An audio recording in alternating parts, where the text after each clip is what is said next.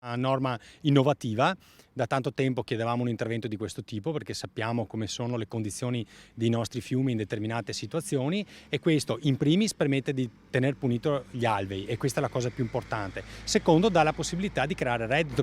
Un articolo di legge che in un colpo solo rende più sicuro il nostro sistema idrogeologico, rende utile ciò che viene considerato rifiuto speciale, incentiva l'utilizzo energetico da fonti rinnovabili, creando nuove opportunità economiche. È questo, approvato all'interno della legge finanziaria, che dà agli agricoltori la facoltà di intervenire su fiumi, laghi, ma anche spiagge per ripulirle dal legname trasportato dalle acque.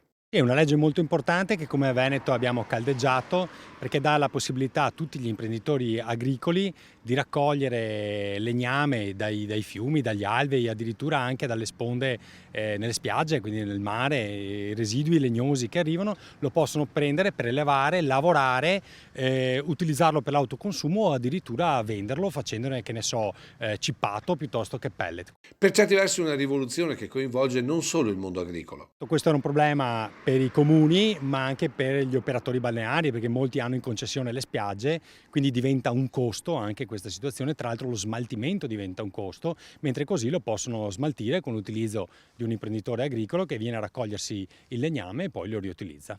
Quindi questa secondo noi è una norma innovativa che come Veneto abbiamo caldeggiato, che è stata recepita, ora si attende il decreto ministeriale che entri un po' nei dettagli della questione. La legge punta soprattutto a proteggere il sistema idrogeologico, scongiurando quindi il pericolo già affrontato in passato, ad esempio che tronchi e sterpaglie fermandosi tra le arcate dei ponti facciano da diga, con notevoli problemi per stabilità e deflusso delle acque.